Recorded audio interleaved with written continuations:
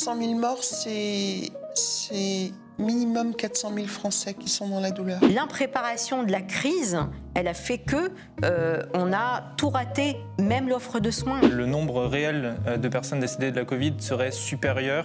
Il serait supérieur d'environ 10 à 15%. L'instrumentalisation du Covid à des fins répressives, c'est quelque chose qu'on a retrouvé un peu partout dans le monde.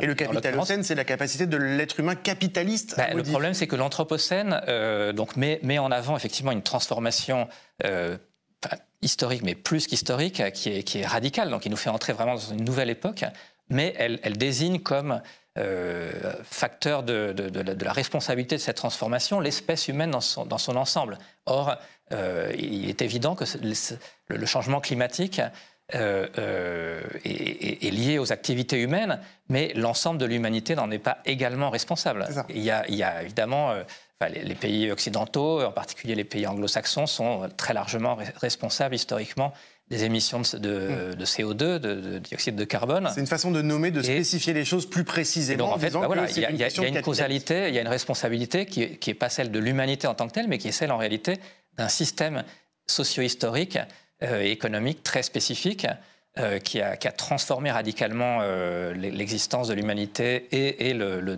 devenir de la planète tout entière et qui s'appelle le capitalisme. Quelles sont les causes véritables? Qu'est-ce qui fait qu'un agent pathogène, qui est là depuis la nuit des temps, dans une chauve-souris, moi je suis tombée amoureuse des chauves-souris parce que les scientifiques, comme ils en parlent d'une manière, c'est un animal absolument magnifique, qui est dans une forêt n'importe où, au Mexique ou en Asie, va sortir du bois et un jour devenir un risque pour nous. Eh bien là, c'est très clair.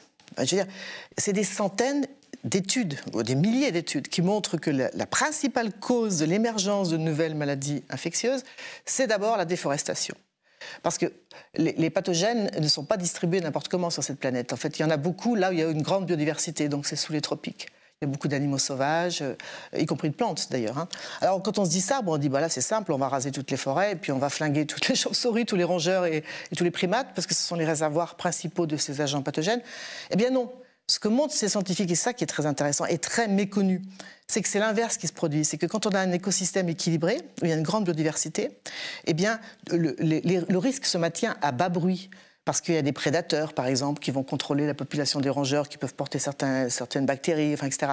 Et c'est quand on casse cet équilibre, donc c'est l'intrusion de l'homme, parce qu'il va faire une route, parce qu'il va faire des mines, parce qu'il va faire de l'élevage, des monocultures, enfin, c'est ça qui va faire qu'on s'expose à un nouveau risque. Après, vous ajoutez à ça l'élevage intensif et la globalisation, et vous avez donc tous les ingrédients pour avoir des pandémies multiples. On s'est rendu tout à l'heure dans cet hôpital qui dépend de l'assistance publique des hôpitaux de Paris.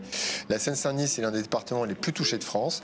Et avant de faire la visite, le professeur Yves Cohen, chef du service de réanimation, nous décrit la situation dans son service. La situation est extrêmement tendue. On est en saturation en fait. Pour vous donner deux chiffres, nous étions habituellement à 16 lits de réanimation avant octobre. Et depuis octobre, nous sommes montés à 32 lits et là, en ce moment, depuis 3 semaines, nous sommes à 40 lits de réanimation pour prendre les malades Covid. Nous sommes totalement saturés à 100% de taux d'occupation depuis plusieurs semaines. Ça veut dire que là, nous avons 3 malades à prendre en réanimation et nous avons un seul lit. Alors, quand on lui a parlé des annonces de jeudi sur le reconfinement, voici ce qu'il nous a répondu. Sincèrement, je ne vois absolument pas les modifications qui ont été décidées jeudi par rapport à ce qu'on avait antérieurement.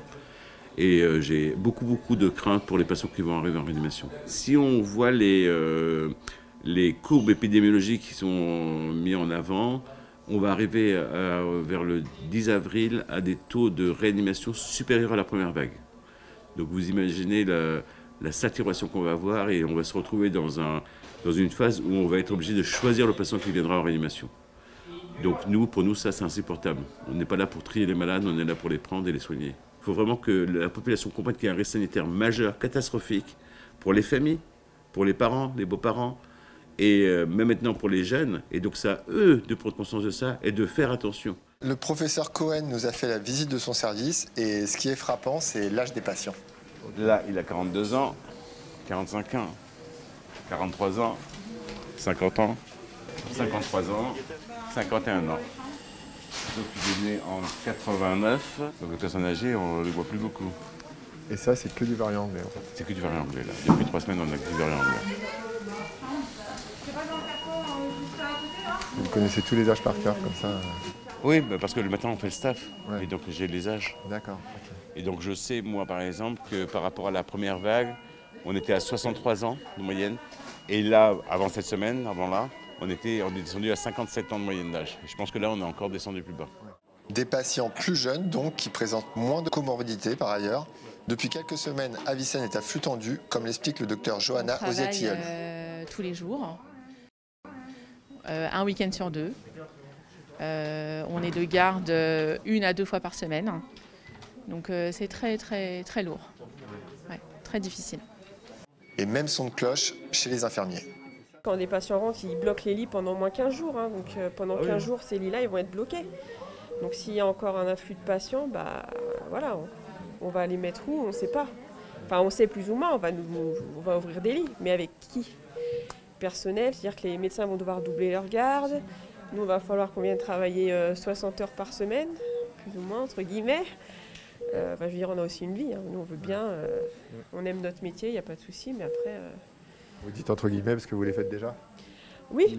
Amplement. On les fait. Ouais, on les fait bien. On fait des heures sans problème. Du coup, c'est peu dire que les annonces du gouvernement jeudi dernier sont loin d'avoir convaincu. Moi, je me suis dit, il était temps, mais par contre, je comprends pas très bien. Il était temps, tout est ouais, réouvert. En fait, c'était un beau discours de redéconfinement, plus que de confinement.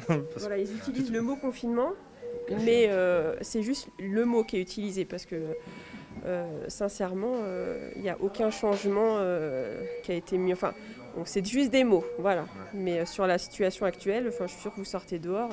C'est comme mercredi dernier, il n'y a pas de changement. Et pourquoi fermer des magasins et laisser les transports bondés? Pourquoi on peut aller chez le coiffeur mais on ne peut pas aller chez l'esthéticienne? Enfin, je veux dire, c'est complètement aberrant des fois ce qu'on entend. Faut venir ici, quoi. Si M. Macron il veut venir ici, je l'invite, moi, il n'y a pas de problème. Qu'il vienne. Je m'attendais à un confinement. En fait, on a vraiment voulu un confinement, ce qui nous aurait permis de se dire, écoutez, ça va être dur pendant 4 à 6 semaines, mais après, ça ira mieux. Moi, ce que j'aurais aimé, c'est un vrai confinement, une vaccination en masse de la population et un déconfinement ensuite pour du long terme. Est-ce que vous vous sentez soutenu par le gouvernement? Pas en ce moment, non. Non, pas par les décisions qui sont annoncées. Ça montre vraiment qu'on n'est pas soutenu. Ils ne se sentent pas soutenus, Mathieu, mais heureusement, les soignants rencontrés ce matin nous disent qu'ils sont mieux préparés. Maintenant, on connaît, donc on sait quoi faire, on sait mieux gérer, il y a moins de stress. Après, c'est vrai que ça commence à être un peu fatigant parce que c'est toujours pareil. Et il y a toujours les mêmes problèmes, le manque de personnel, la fatigue, le stress. On ne va pas dire qu'on s'y est habitué, mais bon, maintenant, on est rentré dans une espèce de prise en charge qu'on connaît, et puis voilà, on vient travailler parce que c'est notre métier, qu'on est là pour ça. Voilà. Puis sinon on fait la tête, c'est pas les patients qui vont avoir le sourire, donc il faut bien que quelqu'un arrive avec un petit sourire le matin, je pense. Un petit sourire certes, mais les semaines qui arrivent vont clairement être très difficiles. Chaque semaine qui avance, c'est compliqué de plus en plus pour nous. Et on a de plus en plus de patients. De plus en plus de patients, et de plus en plus on va devoir pousser les murs pour ouvrir des lits, pour recruter du personnel. Sauf que toute la France elle est touchée et que les personnels qui venaient nous aider lors de la première vague, ils sont plus là, qu'il y a moins de médecins et qu'on va devoir nous aussi prendre plus de patients en charge. On essaye de ne pas refuser des patients, mais c'est toujours très difficile. Donc c'est vrai, quand le SAMU nous propose des patients et qu'on n'a pas de lit, on les oriente vers d'autres hôpitaux. Il suffit juste de regarder combien il y a eu de morts depuis le 1er décembre, le moment où on a arrêté la diminution par confinement de l'épidémie. Donc il y a eu un nombre de morts, il y a eu 40% des 92 000 décès, 93 000, je ne sais plus où on en est, qui sont arrivés depuis. Donc tout ce temps qu'il prétend avoir gagné, ça représente une mortalité colossale. Alors je sais bien, on ne parle plus des morts, tout le monde s'en fiche complètement. Tout le monde s'en fiche des morts? J'ai l'impression, oui. Vous avez vu les chiffres? Où sont les données? On n'en a pas parlé. Personne n'a même dit qu'il n'y avait plus de morts dans les EHPAD parce qu'ils étaient vaccinés. Ça, c'était quand même un message positif. C'était dommage de ne pas le dire. Il faut faire les deux. Ouais. Il faut confiner pour tester, ce qu'on n'a jamais fait. On teste à tire-larigot, mais n'importe comment. Quel sens ça a de dépister, de tester 300 000 enfants sur les 6, 7, 8 millions d'enfants de l'âge en question. C'est-à-dire pas juste tester un échantillon, il faudrait tester tout le monde, toute cette population d'enfants si on veut le faire sérieusement. C'est même pas un échantillon, c'est 300 000 enfants dans certaines écoles. Et on s'aperçoit qu'il y en a 1 pour 200 qui sont positifs. Et ces classes-là, on va les fermer. Mais l'école d'à côté où on les a pas testés, il y en a aussi 1 pour 200 qui est positif. Donc c'est complètement ridicule, c'est tout à fait inutile. Sans compter que ceux qui sont négatifs dans cette école, ils vont être contaminés demain en allant acheter un pain au chocolat à la boulangerie. Donc c'est pas ça. Il faut tester tout le monde. Il faut tester les enfants, les parents, les professeurs, la boulangère, la caissière du supermarché et tous les gens qui rencontrent. Est-ce qu'il faut fermer les écoles aujourd'hui ? C'est une question. Le gouvernement est axé sur 2 choses. Premièrement, on ne va pas confiner le pays parce que c'est un constat d'échec monumental. Mais en fait, l'échec monumental est là. Donc, confiner ne changerait pas grand-chose. L'échec monumental est là. Et l'échec monumental est là. Et on ne va pas fermer les écoles parce que ça serait un échec monumental. Et on laisse le virus circuler. Le problème de ce virus, c'est qu'il circule chez des gens qui n'ont pas de symptômes. Les autorités n'ont pas l'air d'avoir vraiment compris ça. On attend que les gens aient des symptômes, ou alors qu'on les ait testés par hasard, parce qu'on en a testé 300 000 sur les 6-7 millions, pour se dire « Ah oui, il faudrait peut-être fermer cette classe. » Mais toutes les autres classes où on n'a pas testé les gens, il y a aussi des enfants. Donc ça ne sert à rien. Donc on gaspille énormément d'argent en tests. On a dépensé des milliards en mai, en juin, en juillet, en août, en septembre, en octobre, en novembre, en décembre, à tester des gens qui repartaient négatifs et qui allaient se contaminer le surlendemain. C'est pas comme ça qu'on gère l'épidémie. Confiner pour tester massivement. Et tester massivement, ça veut dire vraiment tester tout le monde. Et c'est faisable avec des prélèvements salivaires et des tests groupés en mettant dans le même tube les prélèvements de 20 personnes. Et on peut aussi utiliser le test dans les eaux usées. Est-ce que ce tri est inévitable aujourd'hui dans la situation dans laquelle on se trouve ? Oui, il est inévitable, il existe. Alors, bon. Il existait déjà. En fait, quand on parle de tri, alors c'est vrai que le terme de tri est très connoté et ça pose évidemment des questions éthiques majeures. Quand on parle de tri, ce dont on parle, c'est qu'on parle finalement de la priorisation de soins pour certains patients. Alors, cette situation, elle est connue en particulier dans la médecine de guerre et la médecine de catastrophe, effectivement, quand on voit des besoins en fait absolument majeurs avec des ressources qui sont limitées. Donc à ce moment-là, il y a une réflexion qui est de voir comment est-ce qu'on peut distribuer au mieux des ressources qui sont rares, qui sont insuffisantes au regard des besoins. Donc ça, ce que je veux juste dire là et souligner, parce que je suis aussi donc membre du collectif Interhôpitaux, donc avec le collectif Interurgence, on se bat depuis plus de 2 ans maintenant pour demander des moyens pour l'hôpital public qui se délabre chaque jour un peu plus. Donc cette situation de priorisation, de tri et de faire face à la pénurie, c'est quelque chose qui existait, d'accord, qui existait avant. C'est-à-dire que vous le savez sans doute, si vous avez essayé de prendre un rendez-vous avec un médecin, si vous avez attendu pour une chirurgie, même pour des dépistages de cancer, on sait qu'il y a des personnes, et puis souvent des populations plus vulnérables, qui ont des difficultés d'accès aux soins. Donc ça pose déjà un problème. C'est aussi pour ça qu'on a alerté, il y a depuis plus de 2 ans, le président de la République, le Premier ministre, le ministre de la Santé, et que ça fait des années qu'on se bat pour ça. Donc c'est un point quand même qui est important à comprendre. C'est pas quelque chose qui est né. Alors je pense que les Français ne connaissaient pas bien cette façon-là, et que effectivement nous on essayait de faire face. Quand j'entends, ça fait sourire là, que le président de la République demande aux soignants de faire des efforts, mais en fait on a l'impression qu'il a découvert. Il dit ça fait 1 an qu'ils font des efforts. Mais ça fait pas 1 an. C'est un boulot qu'on fait depuis, pour tous depuis 20 ans, 30 ans. Je veux dire, bien sûr qu'on fait des efforts tous les jours pour donner le meilleur de nous-mêmes, pour donner des soins de qualité aux patients, mais qu'on a de plus en plus de difficultés à le faire parce qu'on manque de personnel et de matériel, de médicaments et de moyens, en fait, en général à l'hôpital public. Et malheureusement, ça ne touche pas que l'hôpital public, mais beaucoup l'hôpital public. On continue à fermer des lits dans tous les projets qui existent aujourd'hui. Il y en a des dizaines sur le territoire où on est en train de fermer des lits. On est en train de valider la fermeture de 300 lits en rassemblant l'hôpital Bichat et Beaujon, qui est dans le nord de Paris, où la crise a quand même eu la pire incidence. Donc c'est dramatique. Non mais je comprends. C'est-à-dire qu'on n'est pas écouté. Moi, encore une fois, je suis quelqu'un je suis pas politisé, je suis pas engagé, je suis pas syndiqué. Je m'étais jamais mobilisée jusqu'à il y a 2 ans, en gros, parce que mais là, c'est parce que je ne pouvais plus de ne pas pouvoir arriver à travailler dans des conditions correctes. J'entends la souffrance de ces professeurs. Enfin, qu'est-ce qui est important dans notre pays? Si la santé et l'éducation, ce n'est pas des choses qui sont absolument essentielles pour le bien-être, enfin, c'est plus que du bien-être. Enfin, c'est absolument essentiel. Je ne comprends pas qu'on s'aborde tout ça aujourd'hui. C'est dramatique, en fait. C'est dramatique. Ce qui est dramatique, c'est qu'après un an de crise sanitaire, tous ces services ont réussi à faire des efforts considérables efforts qui existaient encore une fois. On ne découvre pas que l'éducation nationale est en difficulté aujourd'hui. On ne découvre pas que voilà. Et là, on continue à prendre des décisions qui vont dans l'autre sens. Mais quand est-ce qu'on va être écouté? Un mot pour qualifier cette allocution.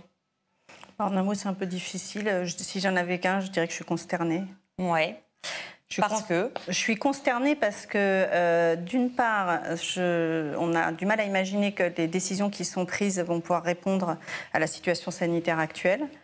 Et par ailleurs, on a senti en fait que finalement c'était une absence de décision. Moi, j'ai comme ça que je l'ai vécu, avec une déresponsabilisation complète en fait du chef de l'État et du gouvernement sur les décisions qui vont... Il se défausse.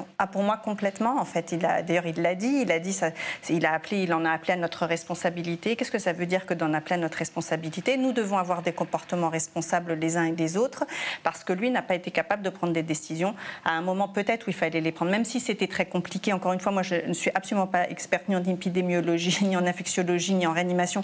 Donc, ce n'est pas sur ce sujet-là, je pense. Mais de dire quelque chose comme ça, alors qu'il y a un an, il nous disait qu'on était en guerre et que donc il devait être le chef de guerre et prendre des décisions importantes pour le pays. Aujourd'hui, on se sent mais complètement abandonné. Là, les soignants sont absolument épuisés et ils nous demandent des efforts. Ils demandent aux soignants de faire des efforts.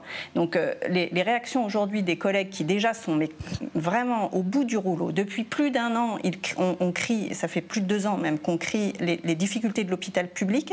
Et alors qu'après un an de crise, tout le monde est à genoux, ils demandent des efforts aux soignants. Alors que nous, ça fait plus de 2 ans qu'on demande au président de la République de faire des efforts pour le système de santé français, pour qu'on garde un système de santé solidaire, un accès aux soins pour tous, qu'on ait les moyens de soigner bien les gens. Et aujourd'hui, qu'est-ce qui se passe? On n'a plus les moyens de soigner correctement. Et effectivement, c'est ce dont vous parliez. On est amené maintenant, compte tenu de l'évolution de l'épidémie et du manque de moyens, parce que quand on parle de priorisation et de tri, de quoi il est question? Il est question de pénurie.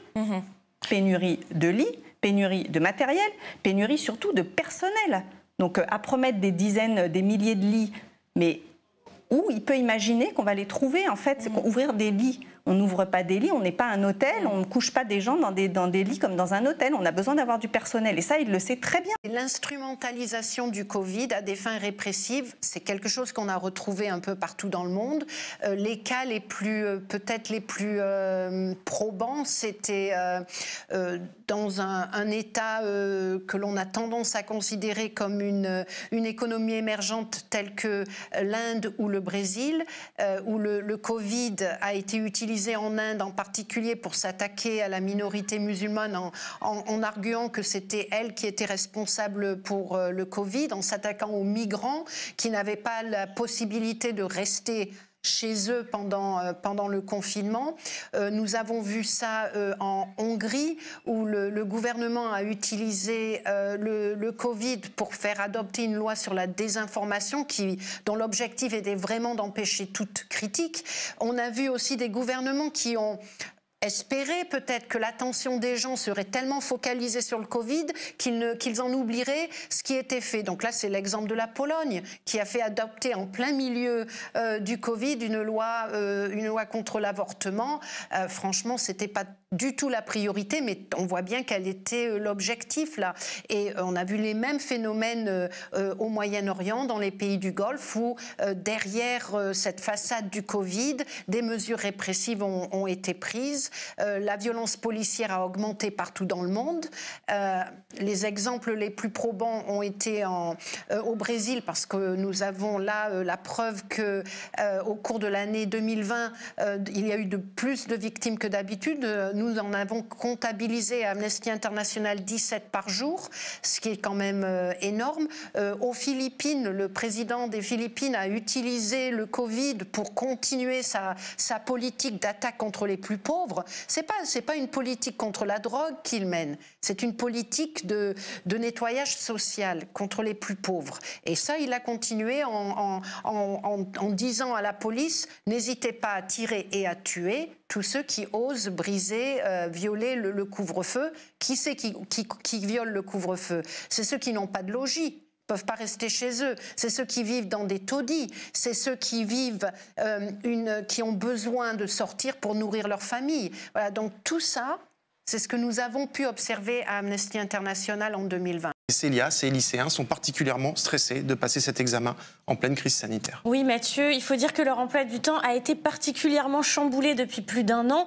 Ils ont passé plusieurs mois sans aller en cours. Depuis la rentrée, ils alternent entre présentiel et distanciel. Bref, le moins qu'on puisse dire, c'est que c'est compliqué.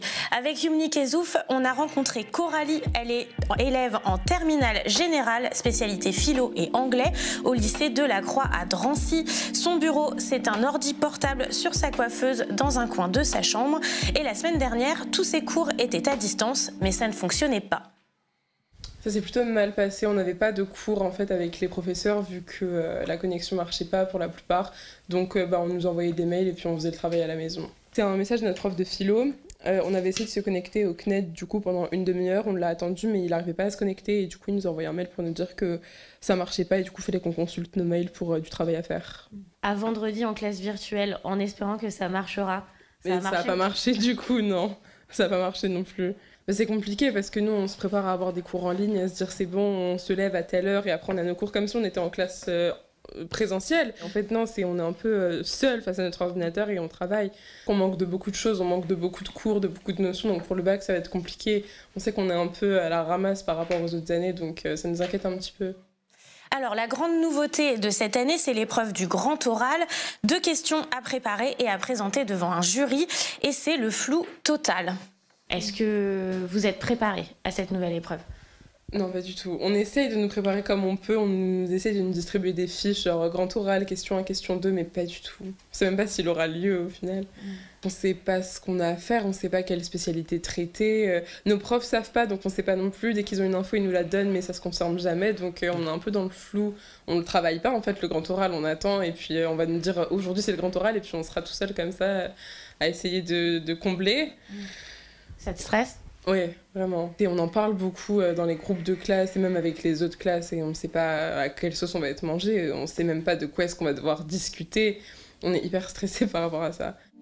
Depuis quelques semaines, une pétition demande l'annulation pure et simple de l'épreuve du grand oral. Les signataires écrivent à 3 mois de l'épreuve. Beaucoup de lycéens ne comprennent pas l'épreuve et n'ont toujours pas de questions et n'ont pas commencé leurs recherches.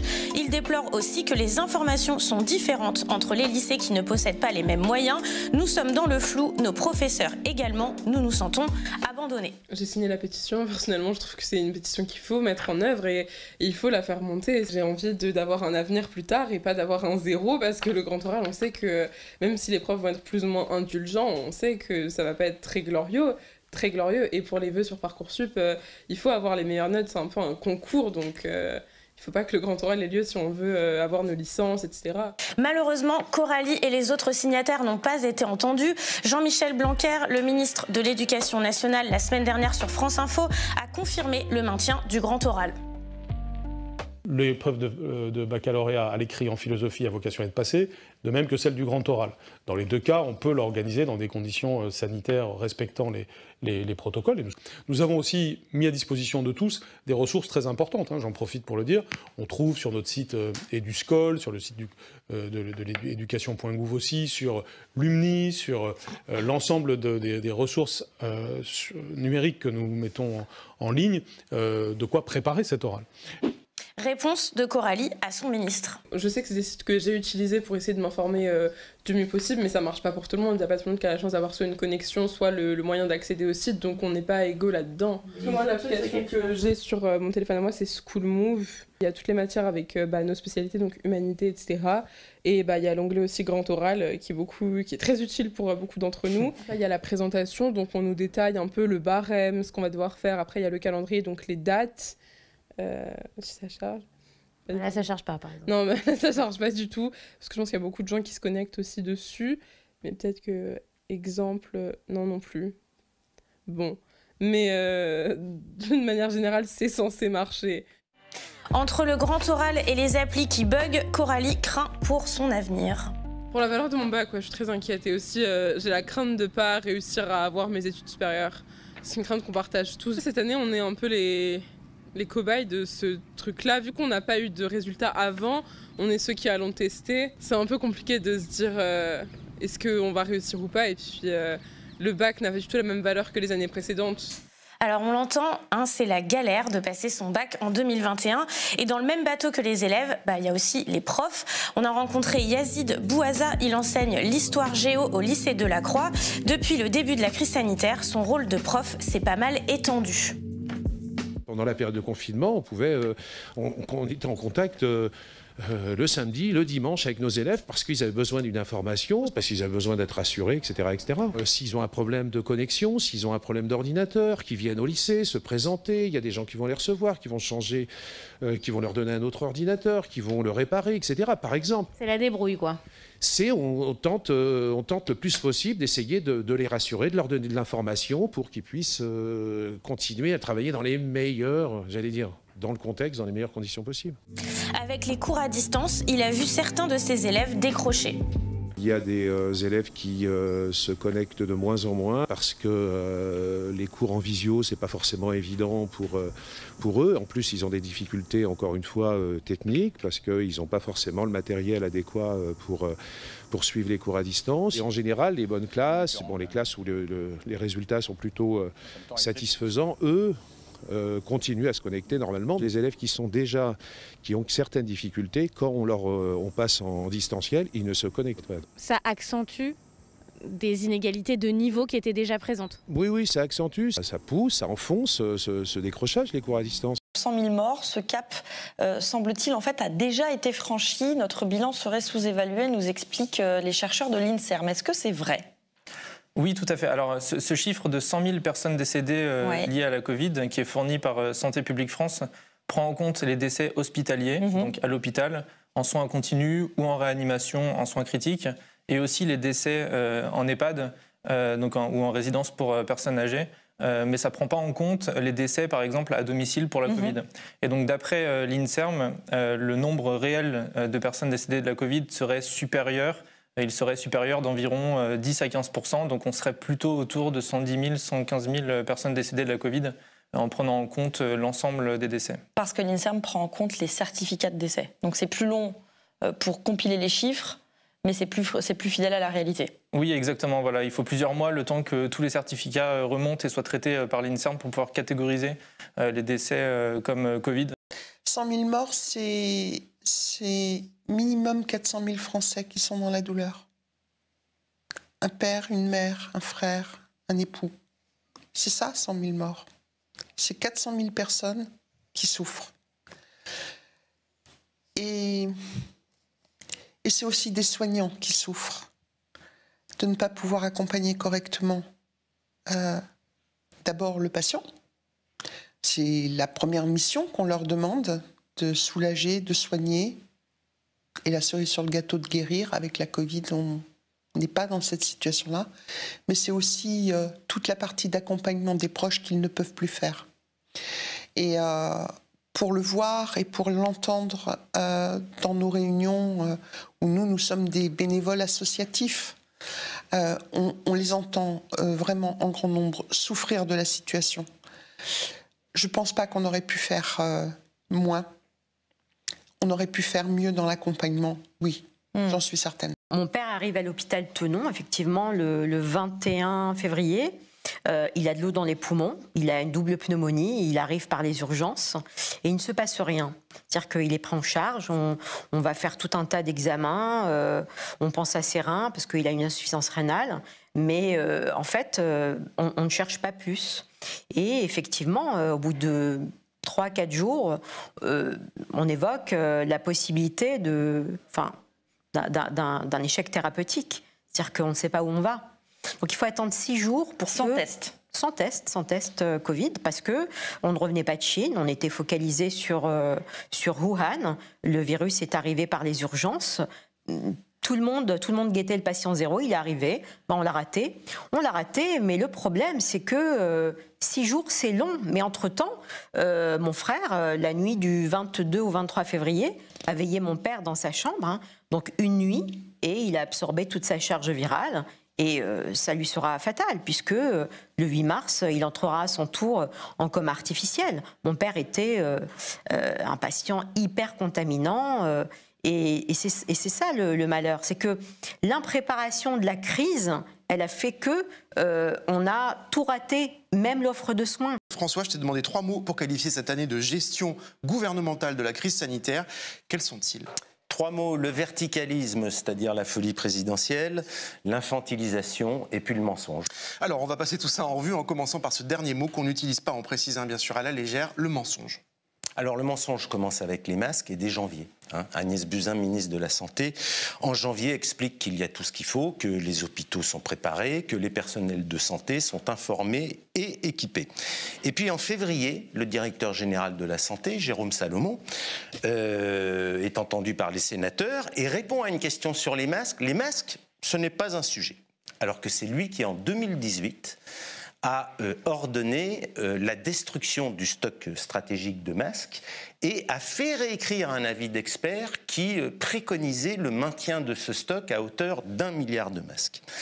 Alors ces mensonges, depuis, ils n'ont pratiquement pas cessé, des petits et des gros, sur les tests, qui eux-mêmes ont cruellement manqué, sur la stratégie tester, tracer, isoler, qui n'a jamais véritablement fonctionné, et puis ça se poursuit avec les vaccins. On se souvient, le pouvoir annonce le lancement d'une campagne massive de vaccination dès le 27 décembre.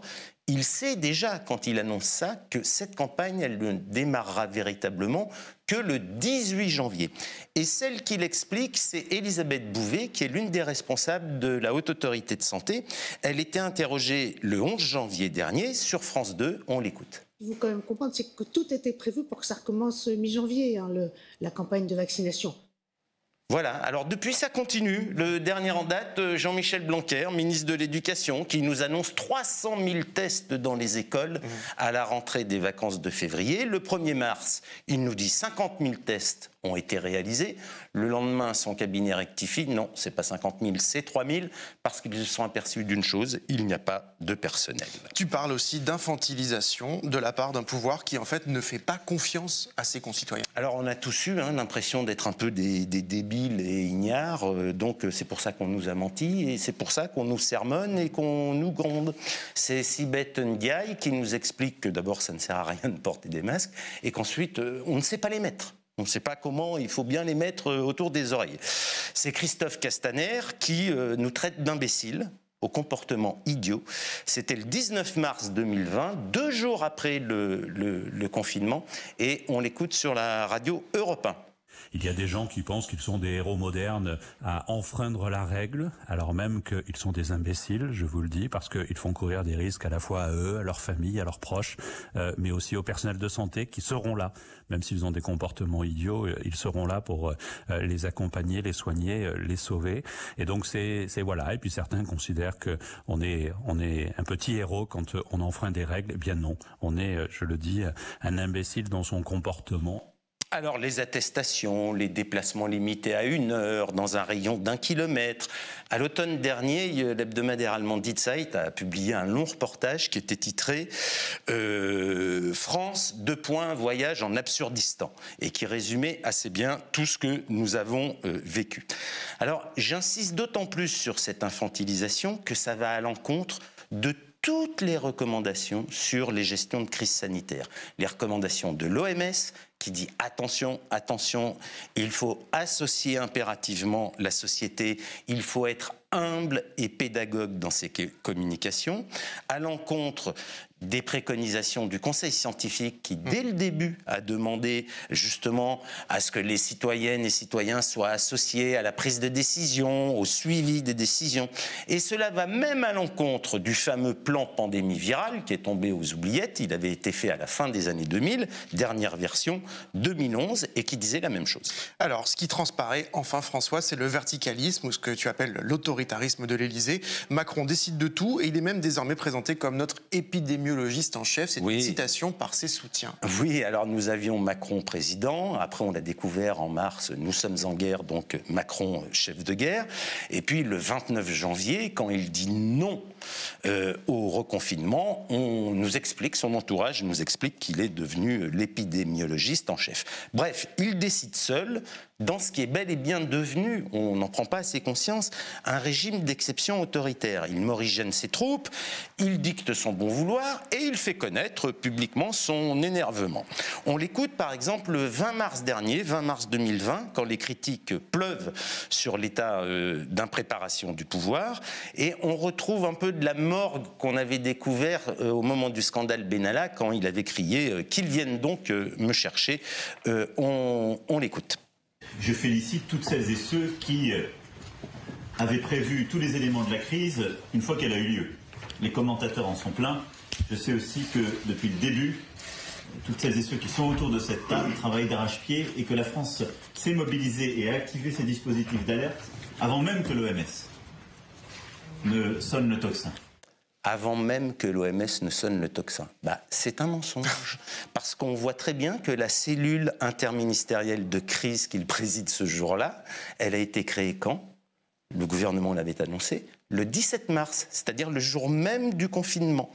Donc c'est un petit mensonge de plus. La semaine dernière, Merkel a réuni tous les présidents de Länder allemands pour parler du déconfinement progressif de l'Allemagne, et la réunion a duré 8 heures. 8 heures de réunion pour parler du déconfinement et arrêter ensemble les mesures. En France, nos élus locaux se disent jamais associés, sauf quand il s'agit d'ouvrir en urgence des centres de vaccination, de gérer les écoles, et puis ils lui racontent comment ils apprennent à la télé, comme les ministres d'ailleurs, les décisions tombées d'en haut. Alors il y a cet état d'urgence sanitaire, et puis il y a, qui est une loi attentatoire aux libertés fondamentales, et puis il y a ce fameux Conseil de défense avec lequel Macron a choisi de gérer le pays. Conseil de défense, c'est pas d'ordre du jour, pas de compte-rendu, une composition à la discrétion de l'Élysée, et Macron a réuni ce Conseil à 46 reprises depuis un an. Paul Aliès, on le connaît, il est blogueur sur Mediapart, il est universitaire et il écrit ceci: « Les institutions de la Ve République sont devenues la façade d'un régime politique dont l'intérieur est constitutionnellement délabré et démocratiquement ravagé. » Paul Aliès a raison, car ce régime n'est pas seulement inefficace, il est en train de devenir dangereux. De plus en plus de gens à gauche, mais aussi à droite, ce qui est tout à fait nouveau, le disent.